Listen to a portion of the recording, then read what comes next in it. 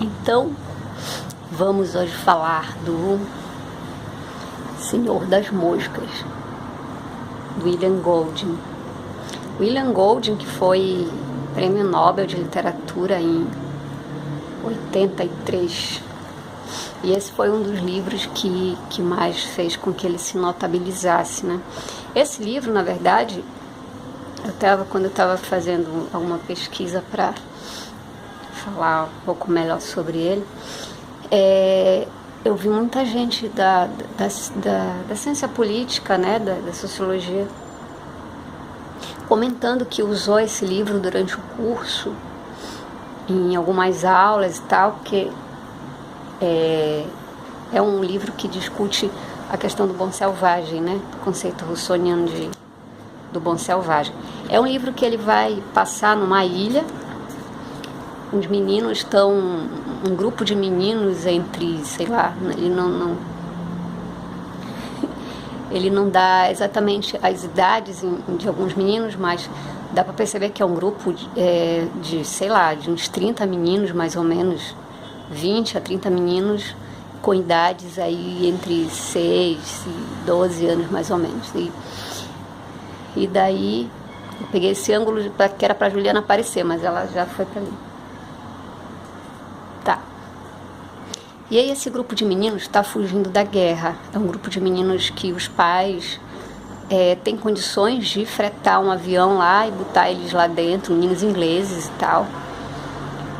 E aí eles estão sendo levados para algum lugar seguro, né? Estão sendo retirados da Europa, porque está tendo a guerra. Só que no meio do caminho eles caem numa ilha no meio do Pacífico e ficam lá só as crianças, nem o adulto sobrevive, que na verdade só tinha o piloto. Conclusão, eles vão ter que encontrar, naquela situação ali, eles vão ter que encontrar uma forma de se organizar e de continuar sobrevivendo. E assim, essa obra, na verdade, ela foi baseada num outro clássico da literatura juvenil da época, que na verdade foi escrito em 1858, que era A Ilha de Coral, de um moço chamado Robert Ballantyne. Essa Ilha de Coral contava a história semelhante, inclusive dizem que, eu nunca li a Ilha de Coral, mas dizem que o Golding usou os mesmos nomes, né, para alguns personagens e tal. Só que na Ilha de Coral eles caíam lá, acho que está escuro aqui, né? Não sei se... Acho que agora melhorou um pouco. Na Ilha de Coral acabava dando certo a história da... Olha, aí já dá para aparecer Daiane. Na Ilha de Coral dava tudo certo, assim. Os meninos caíam nessa ilha deserta, mas diziam assim, somos ingleses, somos assim o suprassumo da civilização e vamos conseguir nos organizar de forma muito civilizada, mesmo estando longe de adultos. Então, o que rola na Ilha de Coral é mais ou menos isso, só que na obra do Golding já é exatamente o contrário, porque ele rediscute essa questão, né? E a intenção dele é mostrar que, na verdade, ele tem até um trecho aqui, que ele explica mais ou menos, ele diz assim, o próprio Golding, né, numa entrevista, diz: a moral é esta, a face da sociedade depende da natureza ética do homem e não do sistema político. Por mais lógico e respeitável que pareça, os defeitos da sociedade acompanham os da natureza humana. Então aí ele vai contar a história desses meninos de uma outra forma, na ótica do que ele acredita que na verdade possa acontecer numa situação real, em que meninos caiam numa ilha deserta, ou mesmo adultos, enfim, mas, enfim, seres humanos que se vejam longe do contexto civilizatório, do que se chama de civilização, como esses adultos reagem em condições extremas. E aí ele vai contar essa história desses meninos, o personagem que primeiro vai estar se levantando de forma, vamos dizer, como uma liderança natural no grupo, é um menino chamado... um menino chamado Ralph.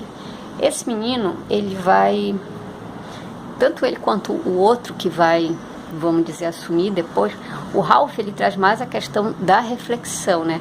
Até coloquei aqui, eu fiz um pequeno esquema. O Ralph, o verbo dele, vamos dizer, predominante é refletir. Enquanto o Jack, que é o que vai depois assumir essa liderança tirânica, o verbo dele seria agir.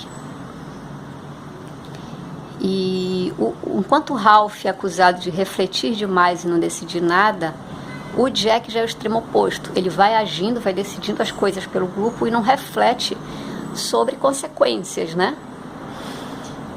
E enquanto o Ralph diz, não somos selvagens, e no começo do livro, quando é o Ralph que está, vamos dizer, na liderança do grupo, o tempo inteiro eles conseguem repetir, até porque eles ainda estão há pouco tempo, né? Acabaram de cair lá. Mas o tempo inteiro eles falam coisas do tipo, somos ingleses. Que inclusive é uma coisa que parece que ele traz do próprio o livro que ele... Eu acho que ele usa mesmo isso para que tenha essa referência nessa obra em que ele se inspirou, né? Somos ingleses, somos ingleses, somos ingleses. Várias vezes eles repetem isso como a querer dizer para si mesmos. Somos civilizados, não podemos fazer coisas que os selvagens fariam e tal. Só que a coisa vai desenrolando e o grupo vai chegando numa situação de certas necessidades extremas. E aí quem começa a sobressair é a liderança tirânica do Jack. Então por isso que esse é um livro que ele é importante para a gente discutir sobre sistemas de governo, sobre democracia, sobre uma série de coisas que a gente precisa pensar muito nesse momento, né? Não só quem vive no Brasil, mas acho que no mundo inteiro a gente está precisando pensar muito nisso, né? E perceber que é justamente em situações de necessidade que surgem, né, essas lideranças milagrosas que te dizem assim: eu dou conta de resolver todos os problemas, mas tua alma está na minha mão, né? Tua liberdade está na minha mão, o que é muito mais grave, né? Então não caiamos mais nesse tipo de armadilha que os meninos aqui nesse livro acabam caindo. A gente lê e diz assim, porque eram crianças, não sei o quê. Não, cara, a gente tem feito ao longo da história, né, esse tipo de... E a gente tá bem perto de fazer esse tipo de bobagem de novo aqui, né? Tomara que não. Bem, o livro se desenrola e aí eles vão... Bem, eu vou começar a dar spoilers agora, então quem não quer saber de detalhes do final do livro, faça o favor de parar aqui. Mas quem quiser, quem for curioso ou quem achar que isso não vai interferir, eu acho que não vai interferir na tua experiência de leitura, porque a leitura que você tem é uma, que eu tenho é outra. Juliana voltou. Bem, quando o Jack assume a liderança, coisas muito horríveis começam a acontecer, porque, como eu falei, ele é o tipo da liderança que age pela violência, né? A maior parte, acho que todos os meninos, quando aceitam segui-lo, eles não o fazem por acreditar, vamos dizer assim, enfim, no que ele pregava, no que ele dizia. Os meninos os meninos passam a segui-lo por medo, né? Por medo da própria violência, porque ele era uma criatura muito, muito, muito violenta. Ele cada vez mais se mostra quando ele consegue se tornar um caçador, quando ele consegue realmente dominar a arte de caçar, a única fonte de grande quantidade de proteína que eles tinham lá, que eram porcos. Isso para ele vira o maior trunfo. E os meninos com fome e com medo mesmo, né, acabam se abrigando nessa liderança dele, mesmo sendo uma liderança tirânica. Esses meninos, a maioria deles acaba passando a segui-lo, né? Saem debaixo da tutela do Ralph, que para eles não era um tipo de liderança que garantia uma alimentação tão farta quanto o outro, e passam a seguir o Jack. Só que esses meninos se submetem às coisas mais terríveis, assim.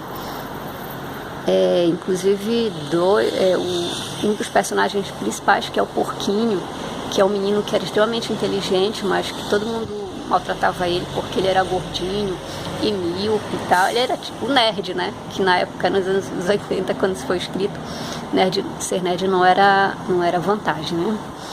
Então, esse menino, ele é muito maltratado. E acaba que ele é um dos meninos que vai ser assassinado mesmo, né?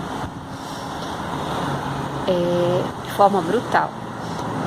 E uma outra criança também que era, vamos dizer, um menino mais sensível, mais perceptivo, que conseguia perceber as energias e tal. Era um menino que tinha uma sensibilidade mais apurada, ele também vai ser morto. Meio que por acidente, mas na verdade os outros meninos, por ele ser sensível, diziam que ele era louco, enfim. Ocorrem assassinatos, né? E assassinatos com imensa brutalidade, né? Com uma brutalidade que você não imaginaria que uma criança possa ser capaz de fazer. Porque a gente vive num contexto em que a gente acha que criança é um negócio bonitinho, que não faz mal a ninguém, não sei o que, não sei o que.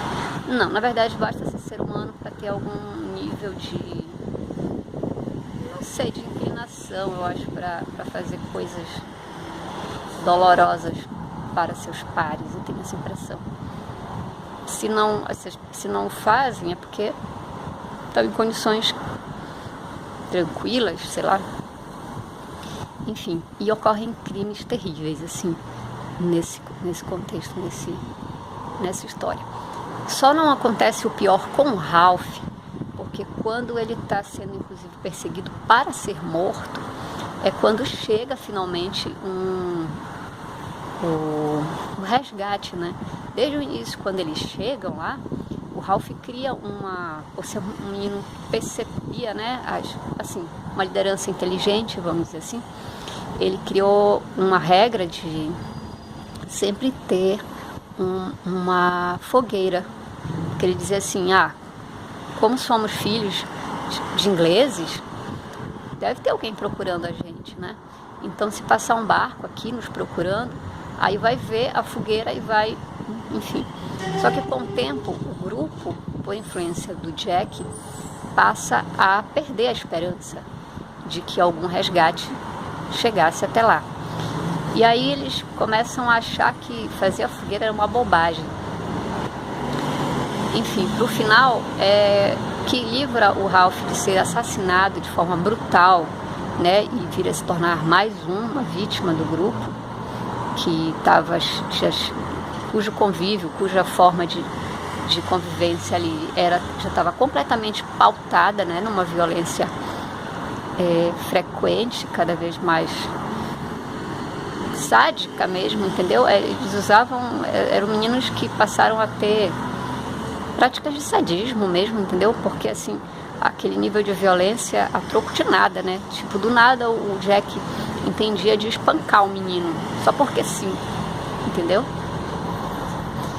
Enfim, e a gente sempre tem que tomar esses personagens todos como, vamos dizer, arquétipos de coisas reais, entendeu? De formas de governo e de líderes tirânicos que já tivemos na nossa história, não só no Brasil, mas em vários países do mundo, e que podemos vir a ter se não cuidarmos, né, para que isso não ocorra, se continuarmos acreditando que qualquer um que me garante, como no livro, me promete alguma alimentação, sei lá, alguma nutrição, por isso ele tem o direito de me tirar liberdades. Então, assim, precisamos ficar atentos.